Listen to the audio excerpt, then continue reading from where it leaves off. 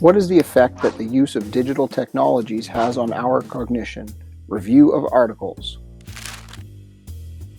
In the synthesis, New Technologies in 21st Century Children, Grafflin compiled Trends in Tech, examining challenges and opportunities. Online content creation is beneficial for skill building, especially if civic awareness and activism presides. Unfortunately, passive activities are the norm. Newman, Finger, and Newman proposed in A Conceptual Framework for Emergent Digital Literacy an inquiry into further research in relationship between digital literacy, emergent literacy, and reading and writing. They found while youth interact with digital text, they develop emergent literacy skills and their ability to read non-digital text. Is internet use associated with mathematics test performance? Rozganjuk et al. Found that in school up to 2 hours was positively correlated, while use over 4 hours outside of school had a negative correlation with PISA math scores. Time spent on a digital device decreases the potential time one could spend practicing non-digitally. Reading digitally increases speed. It was revealed in the study Effects of Processing Time on Comprehension and Calibration in Print and Digital Mediums by Singer et al. That students who read print versions of texts had scored significantly higher in reading comprehension than with digital texts. However, in the article, Your Brain on Google, Patterns of Cerebral Activation During Internet Searching, Small et al. Revealed that neural circuitry doubles in net-savvy individuals while navigating the internet in comparison to reading alone. While in Vino et al.'s paper, The Internet as Cognitive Enhancement, it is argued that tech users need to be taught literacy skills to benefit from the cognitive offload created by the Google effect. They suggested that AI companions could monitor usage and provide feedback for user improvement. Finally, Wang, Yuan, and Li concluded that the internet can provide a sense of satisfaction for basic psychological needs, but it can also accelerate and intensify problematic usage in the study A Basic Theory Approach to Problematic Internet Use and the Mediating Effect of Psychological Distress. In all, a common thread is the Goldilocks phenomenon.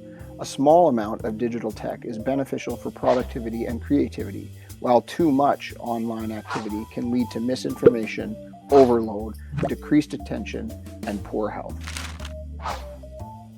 Benefits of digital tech is in the hands of the user, but whose job is it to teach this? Is policy needed for boundaries, or is collective responsibility the way? Regardless, tech is here, and there's no going back.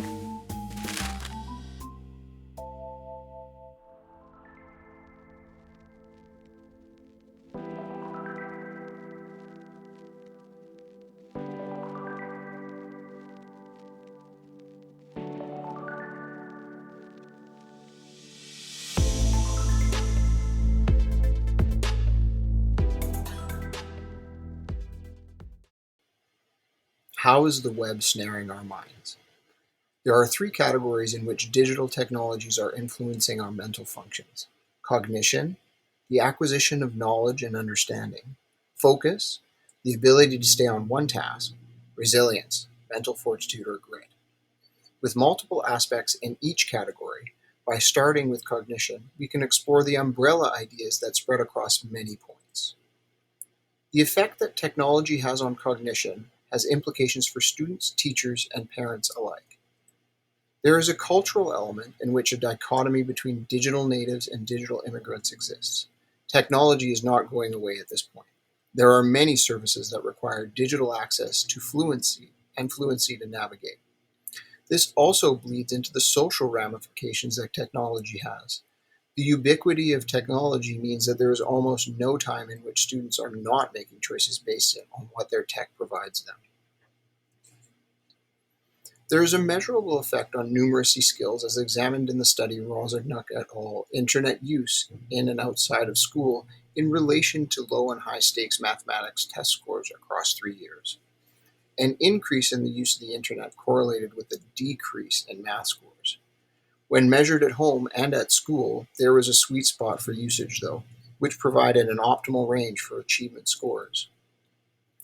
The educational needs of the students is able to develop skills for success, which falls into the realm of teachers in schools and parents at home. Teachers need to be aware of our current practices and understand that classroom access to digital formats needs time limitations. Considering our current situation, though, maybe too much screen time is better than no instruction at all. Knowledge is the way that we understand a set of ideas, skills, or practical and theoretical nature of a topic. The article, Your Brain on Google, Small et al. Revealed that using digital resources increased neural circuitry not normally activated while reading alone. While there is an increase in neural activity, Voyna et al. Assessed in The Internet as Cognitive Enhancement that internet activity can lead to misinformation, a feeling of overload, and the inability to disconnect due to the persuasive design of many applications. Also, there is a measurable decrease in the ability to identify specific details while reading digital text, as in the study by Singer et al., Effects of Processing Time on Comprehension and Calibration and Print and Digital Mediums. The lack of activity is related to the increase in reading speeds. Interestingly, there is a relationship with a high judgment of learning and less effort, meaning the less effort put in, the more the student believes they've learned. These concerns come back to the influence of both teachers and parents. Youth need to learn how to learn, so that an increase of neural activity can be useful while navigating complex online environments. They need to understand the pitfalls of skimming and scanning. Teachers can provide opportunities to use technology in meaningful and constructive ways. Within school, it's important that there are systems in place to help students create effective routines of thinking. School leaders need to foster an environment around professional learning, as seen in LQS 4, Leading a Learning Community. Schools must be places where there are opportunities for students to use technology while not creating an environment of overusage. Sharing literature with staff on balancing the use of technology will support educators' growth of knowledge, helping them make informed choices around appropriately planning the use of technology. As a school community, creating guidelines around usage and embedding this into a shared vision will help teachers use their own professional autonomy while making choices for their classroom. Teachers are responsible for adhering to the teacher quality standard, professional code of conduct, and their particular program of studies. Specific policy mandating technology would be rigid, undermining choices that are best left for the classroom specialists. We all know the distractions that come with being plugged in. Technology is very easily accessible to many. Students are heavily affected by the implications that technology has on one's ability to focus. As they are learning and developing, the interactions they have create a base for their lives. Locally, teachers and administration are responsible for creating a context for students to effectively learn, while districts and even the government need to consider how policy can have an effect on technology use. Currently, there are no laws governing the uses of technology, and I don't see this as something that will likely develop. However, there's another side to the argument that speaks to equal access for all, which creates a crossover into economic implications. In many places, students do not have access to technology, and if they do, they cannot access high-speed internet to make use of streaming or asynchronous learning. Correlations between time spent on the internet and cognitive functions can be connected to the very nature of digital resources. In the book The Shallows, What the Internet is Doing to Our Brain, Carr examines how different mediums shape how we engage it, thus, in turn, changing our neural connections and altering our thinking patterns. Students need to learn perseverance. The resources we are using are increasingly dividing our attention. Being provided with routines will help them navigate technology in a way that is not detrimental. Digital literacy can be thought of not just an aptitude in using technology, but also an understanding of the proper application of technology. Tasks including technology to create a product will be more engaging and less passive. The Learning and Policy Framework provides guidelines to help foster engaged and authentic learning. Policy 1, Student-Centered Learning, details that technology is used to support student-centered, personalized, authentic learning for all students. This alignment of government, district, administration, and teacher is a framework for student success. The use of any learning tool must be done with intention. In Grafflin's synthesis article, New Technology in 21st Century Children, Recent Trends and Outcomes, it is illustrated that access to technology increases. Grafflin showed that students are accessing the internet at younger ages and are staying online longer. In 2015, children on average stayed online over 140 minutes on a typical weekday, which increased from 120 minutes just 2 years prior. 18% of students accessed the internet for the first time before they turned 6. With this increased access, educators must make the use of technology purposeful. Grafflin argues that more benefits come from when students create materials that are self-initiated. Being a participant rather than a consumer creates positive connections between technology, productivity, and focus. Knowing this makes it imperative for educational infrastructures to be able to support technology, whether this is access to the internet or just devices, which leads back to students having more access overall.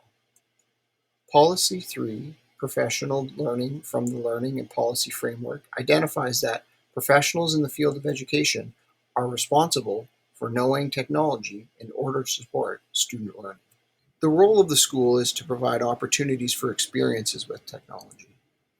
When technology is used to create a memorable and lasting experience, habits and routines will form that create opportunities for growth. Also, students need to be able to access technology so that there is learning for everyone. However, seeing that there needs to be choices made around how much technology is being used and what for, access needs to be purposeful. Within the turmoil that we have been experiencing in the last few years, resilience has become more of a focus. Again, teachers, parents, and students alike are affected by this. The mental health of all is connected. This is the same as the idea that when a plane is in an accident, put your oxygen mask on first. Adults can't help children if they're not well themselves. This becomes a challenge that's both social and cultural. We need to create norms around technology that create healthy relationships with the tools we have, even more so because the boundaries of digital tools are becoming blurred. Motivation is the driving force behind task completion. Next to competency and access, without motivation, work might never get started. In Grafflin's article, it was highlighted that cases where students had social emotional challenges, internet usage increased to the point where they were categorized as extreme users. Extreme internet users, as defined by PISA, are children who are connected more than 6 hours per day outside of school. In a basic need theory approach to problematic internet use and the mediating effect of psychological distress, Wong et al. Determined that people using the internet to meet basic needs found themselves in an echo chamber. Since interactions on the internet do not typically meet basic needs, individuals that increase their time to find those needs. Obviously, more time does not correlate with more basic needs met. This begs the question, why are students motivated to use the internet at all?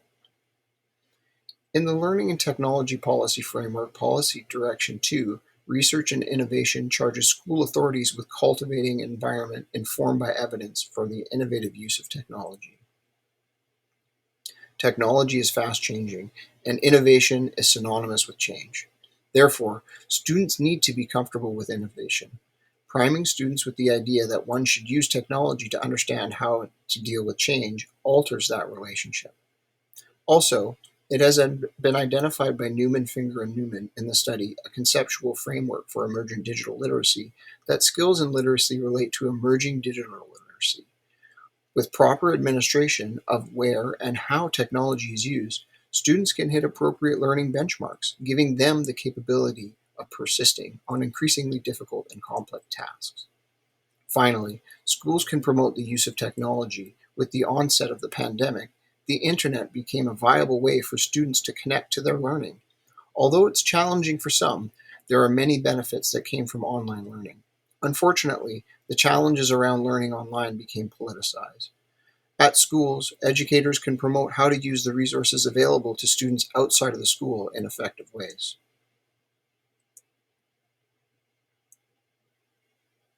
How is the web snaring our mind, and what is the effect on different stakeholders? As digital natives, there is no going back, it seems. Technology is ubiquitous, and there needs habits that are predicated on creation rather than consumption. There needs to be avenues of fulfillment that are not tied to social media and open up students to change.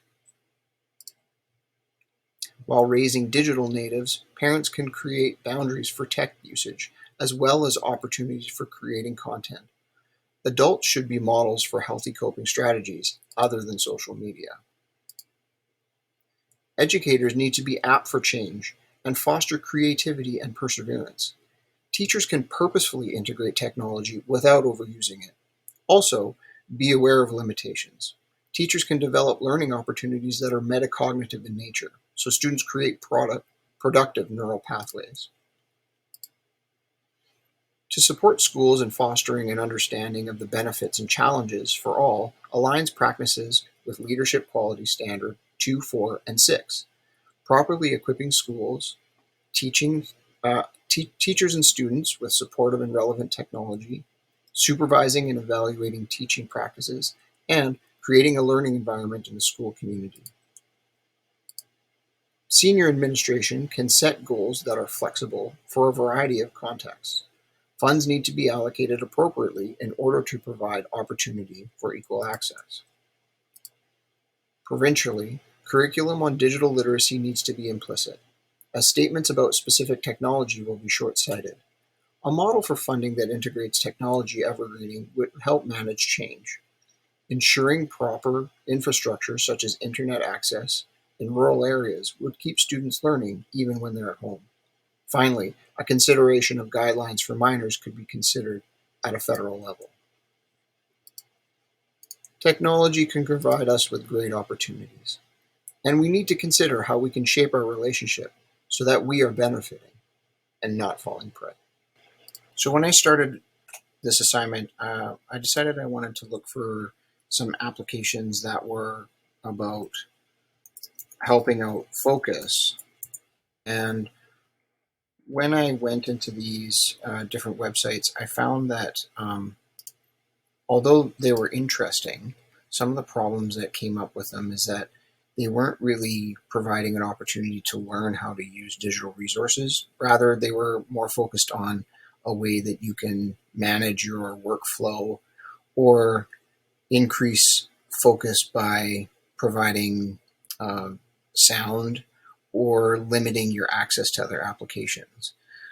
I thought this one was funny, is that it would give you a digital tree, and whenever you went off of task, your tree would die.